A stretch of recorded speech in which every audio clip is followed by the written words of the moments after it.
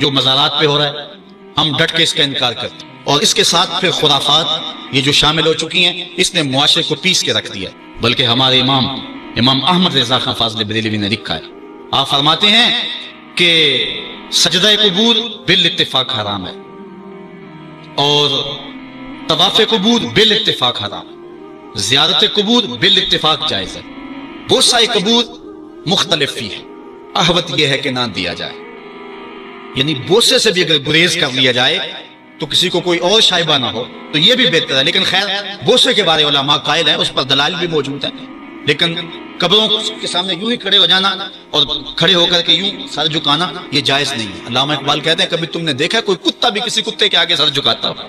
یہ تو اس کو بھی پتا ہے کسی کے آگے سر نہیں جھکانا۔ حضرت مجدد کی تعلیم کیا تھی؟ یہی بات کہی تھی اکبر نے کہ سجدہ نہیں کرتے تو ساری جھکا دی، آپ نے فرمایا نہیں جھکاؤں گا۔ پھر اس نے آپ کو دربار میں بلوایا، سازش کی، دروازہ چھوٹا رکھا کہ حضرت مجدد الفسانی جب داخل ہوں گے تو سر جھکا کے تو گزریں گے تو کہوں گا لو سر جھکا ہی لیا، لیکن جن کے سر کو اللہ بلند کرے کون جھکا سکتا ہے؟ حضرت مجدد جب دروازے پہ پہنچے تو سمجھ گئے کہ یہ میرے لیے ایک جال بنا گیا ہے کہ جھکوں گا تو گزروں گا۔ آپ نے پہلے اپنی ٹانگیں داخل کی تو اقبال خراج پیش کرتا ہے، حاضر ہوا میں شیخ مجدد کی لحد پر، وہ خاک کے زیر فلک مطلع انوار، گردن نہ جھکی جس کی جہانگیر کے آگے، جس کے نفس گرم سے ہے گرمی احرار، وہ ہند میں سرمایہ ملت کا نگہبان، اللہ نے بر وقت کیا جس کو خبردار۔ اس لیے کسی کو اپنے سامنے جھکانا یا کوئی میرے لیے کھڑا ہو، حضور نے یہ بھی فرمایا کہ جو شخص یہ ارادہ رکھے کہ میرے لیے لوگ کھڑے ہوں اپنا ٹھکانہ جہنم میں تلاش کرے۔ آج خود اگر کوئی کھڑا ہو جائے تو یہ اس کی مرضی، اور حضرت سعد آئے، حضور نے فرمایا قوموا الی سیدکم، یہ تمہارا سردار آیا، اس کا اٹھ کے استقبال کرو۔ لیکن اگر کوئی خود چاہے کہ میرے لیے کھڑے ہوں تو اس کے لیے یہ وعید فرمائی۔ اس طرح اگر تمہارے کوئی ہاتھ چوم لیتا ہے لیکن ہاتھ چومنے کے بغیر یوں گردن جھکانا یہ درست نہیں ہے، لیکن ہاتھ چومنے کے لیے تو وہ صحابہ کے عمل سے ثابت ہے۔ لیکن اگر کوئی چاہے کہ میرے ہاتھ چومے جائیں اور اگر جو نہیں چومتا تو اس سے ناراض ہو جاتے ہیں۔ میں ایک دفعہ ایک صاحب کو ملنے گیا تو ہم ہر شخص کے ہاتھوں نہیں نہ چومتے، آخر جو ہے وہ کسی کے ہاتھ چومنے ہو تو پھر کچھ دیکھنا بھی تو ہوتا ہے، دل اسے دے دیں جو دل بر ہی نہ ہو۔ تو ہم تو کسی کے ہاتھ چومتے ہیں نا، ہم وہ ہاتھ چومتے ہیں، وہ پاؤں چومتے ہیں جو راہ حق کے مسافر ہوتے ہیں۔ ہم ان ہاتھوں کو بوسہ دیتے ہیں اور اگر ہماری آنکھوں کی پلکوں کے ساتھ لگ جائیں تو اعزاز سمجھتے ہیں۔ تو خیر میں نے مصافحہ کیا تو ناراض ہو گئے، انہوں نے پکڑ کے میرے ہاتھ چوم لیے، کہنے لگے لو کیا بگڑا ہے میرا؟ میں نے کہا کہ ٹھیک ہے تمہارا کچھ نہیں بگڑا لیکن میرا بھی کیا بگڑا اگر نہیں چومے تو یہ عجیب سی کہانی ہے، ناراض ہو جاتے ہیں۔ ایک بت خانے بنے ہوئے ہیں، لوگ آئے ہمیں خدا بلاؤ، تم نے اپنی پوجا شروع کروا دی۔ لوگ آئے کہ خدا کا نام جپا جائے اور تم صرف اپنی ہی خوشامد چاہتے ہو، ہر وقت تمہارا ہی ذکر ہو۔ میں کتنے آراس کو جانتا ہوں جہاں اللہ رسول کا ذکر نہیں ہوتا، پیر کا ہی ذکر ہوتا ہے، کرامتیں بیان ہوتی ہیں، اور پھر آج کل جھوٹی کرامتوں کا ایک کاروبار چلا ہوا۔ عجیب رنگ ڈھنگ ہے، عجیب بات ہے، خوابیں گھڑی جا رہی ہیں، کرامتیں گھڑی جا رہی ہیں۔ میرے پاس بھی کئی لوگ آئے خوابیں لے کر، جی یہ ہم نے دیکھا ہے۔ میں نے کہا تم نے دیکھا ہوگا، میں نے نہیں دیکھا ہے۔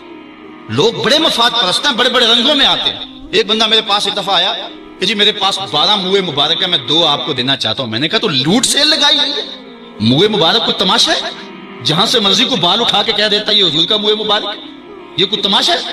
اگر کوئی ہے اور کثرت سے دنیا پر موجود ہے وہ تو برکت والی بات ہے، لیکن آج ہر نئی میں رازدار دی شدے والی بات ہے، اور ہر شخص جو مرضی دعویٰ۔ ایک بندے نے ایک دن مجھے رات کو فون کیا، جناب کہاں ہے؟ میں نے کہا گھر میں۔ کہنے لگا باہر نکل کے دیکھو۔ میں نے کہا کیا ہے؟ کہا جی آسمان کی طرف دیکھو۔ میں نے کہا ہوا کیا ہے؟ کہنے لگا چاند کے اندر حضور کی تصویر ہے۔ میں نے کہا تو پاگل ہے؟ لوگوں نے زندگیاں گزار دی اور زیارت نہ ہوئی، اور تو جو ہے لوٹ سے لگا دی ہوئی ہے کہ چاند کے اندر تصویر لگا دی۔ میں نے کہا کمال ہے، بات کرنے والی ہے تیری۔ ہمارے ہاں ذوف الاعتقادی اتنی پھیل گئی ہے کہ جو بات کرے لوگ پیچھے دوڑ پڑتے ہیں۔ کئی ایسے واقعات ہوئے ہیں، کوئی کہتا ہے میرے گھر میں حضور کے قدم لگے، کوئی کچھ بول رہا ہے، کوئی کچھ بول رہا ہے۔ یہ لوگ اللہ سے ڈرتے نہیں ہیں، خوف نہیں کرتے۔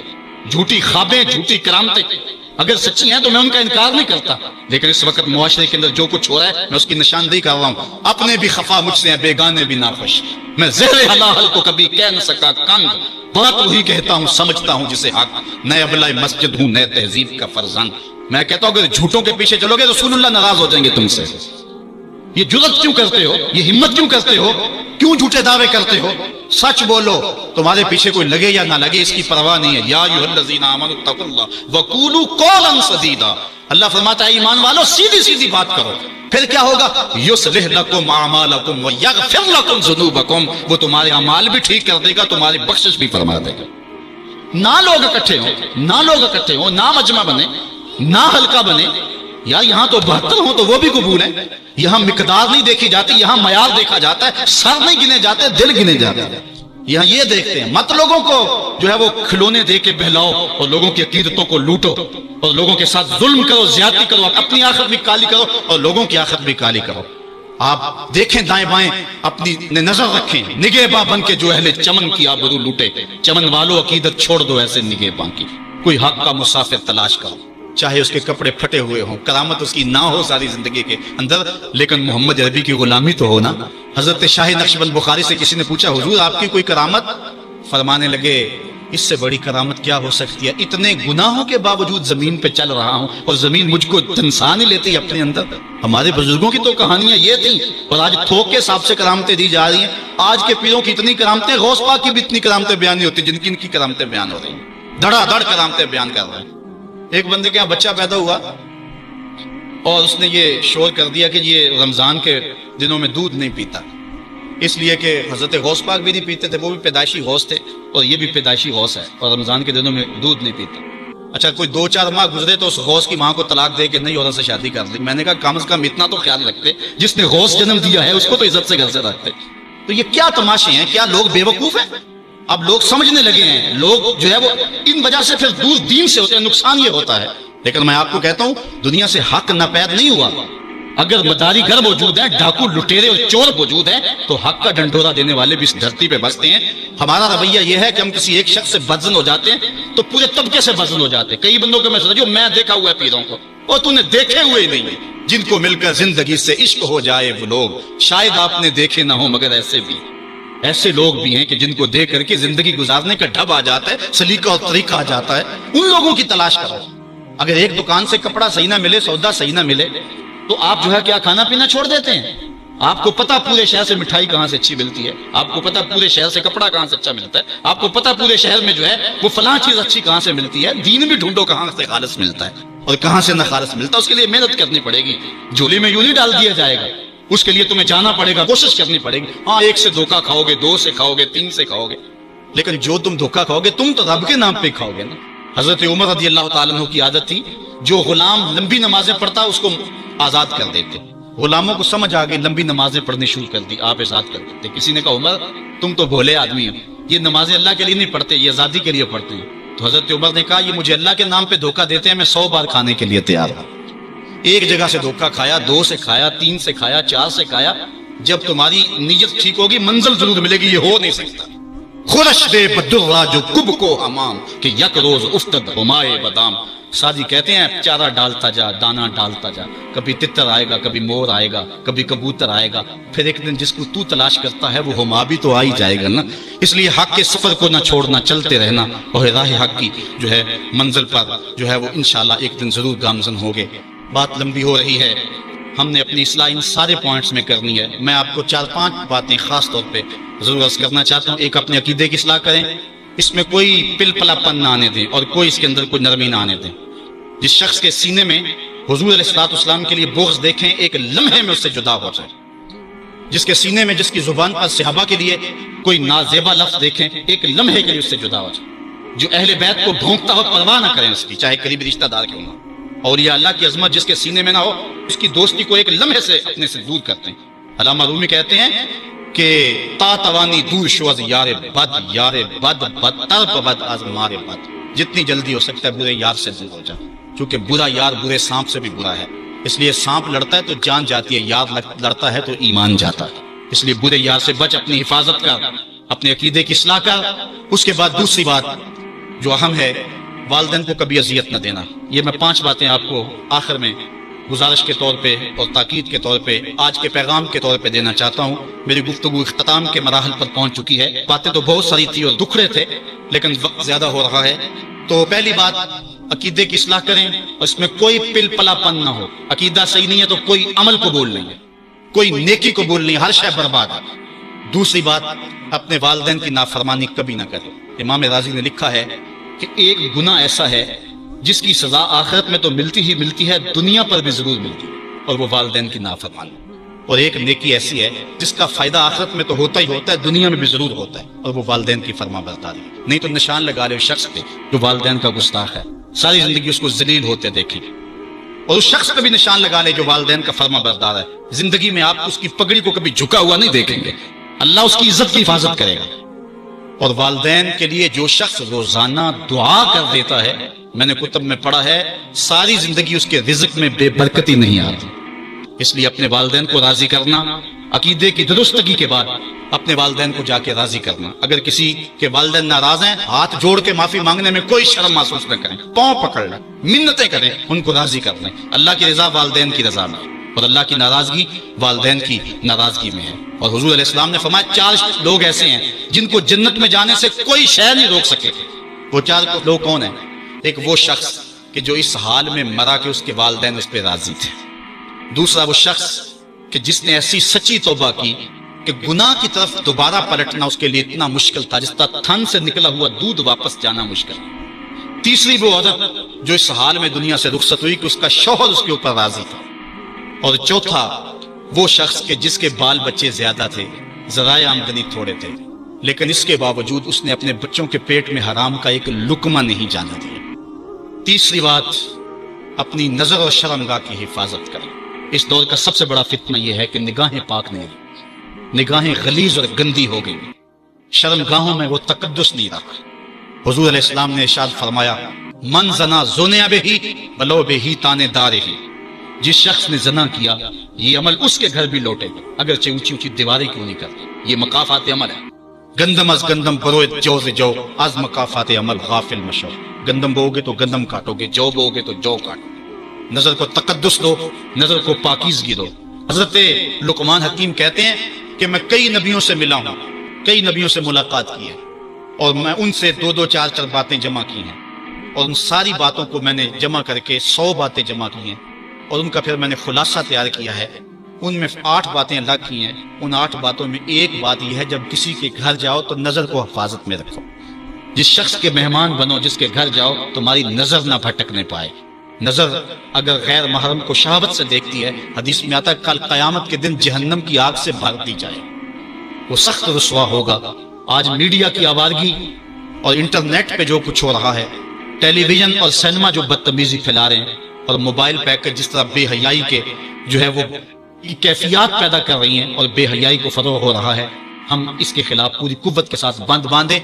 اپنی اولادوں کے ہاتھوں سے ناول چھین لو، ان کے ہاتھوں سے جو ہے وہ فلمیں چھین لو، ان کی خلوتوں پہ نظر رکھو اور ان کی حفاظت کرو۔ جس شخص کی نظر پاک نہیں ہے اس کے من میں طہارت نہیں آ سکتی، دل پاک نہیں ہے اس کو جو ہے وہ باطن کا نور نصیب نہیں ہو سکتا۔ وائے قوم کشتائے تدبیر غیر، کار او تخریب خود تعمیر غیر، از حیا بے گانا پیرانے کہن، نوجوانا چوں زنا مشغول تن۔ کتنی حکمت والی بات کہی اقبال نے۔ وہ اپنے دور کا دکھڑا سناتا ہے، جس دور سے ہم گزر رہے ہیں اب تو عجیب حال ہو گیا۔ اقبال کہتا ہے یہ جو میرا دور ہے، جوان تو جوان رہے، بوڑھوں کی نظروں میں حیا نہیں رہا، از حیا بیگانہ پیرانے کہن۔ بوڑھے لوگوں کی آنکھوں میں بھی اقبال کہتا ہے حیا نہیں رہا۔ نوجوانا چوں زنا مشغول تن، اور نوجوان عورتوں کی طرح اپنے تن کے ساتھ لگے ہوئے ہیں۔ حضرت معاذ بن جبل رضی اللہ تعالیٰ عنہ فرماتے ہیں حضور نے ہم سے 10 باتوں کا عہد لیا۔ پہلی وہی چیز کہ اللہ کے ساتھ کسی کو شریک نہ ٹھہرانا، اگرچہ تجھے جلا دیا جائے اور تجھے قتل کر دیا جائے۔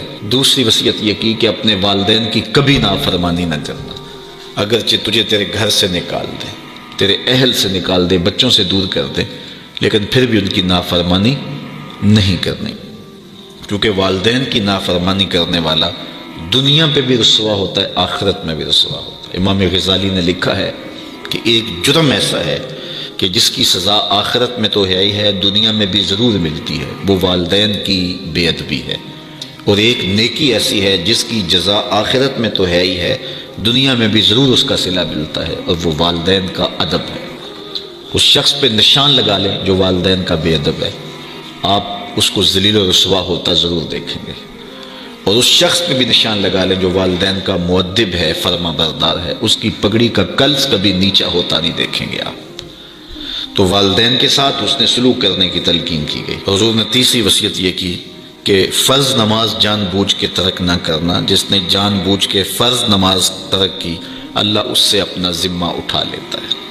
اللہ کا ایک ذمہ ہوتا ہے جو بندوں کا اس نے لیا ہوتا ہے اپنے محض کرم سے، تو پھر وہ ذمہ اٹھا لیتا ہے۔ پھر وہ دیکھیے اللہ ذمہ اٹھا لے تو پھر وہ سوائے ذلیل ہونے کے اور کیا اس کا مقصود ہوگا، تو ذلت ہی ذلت اس کا مقدر ہوگا۔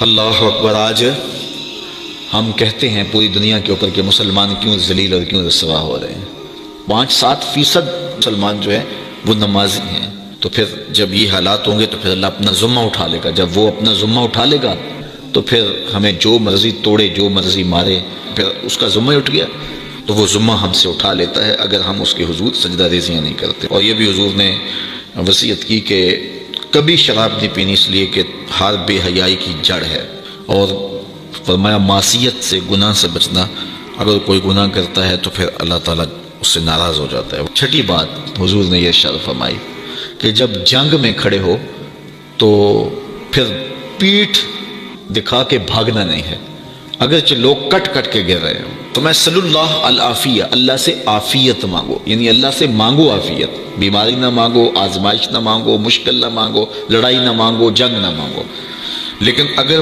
پڑ جائے تمہارے اوپر تو پھر استقامت دکھاؤ، پھر بھاگنا نہیں ہے، اور یہ قبائل میں سے جنگ سے بھاگ جانا۔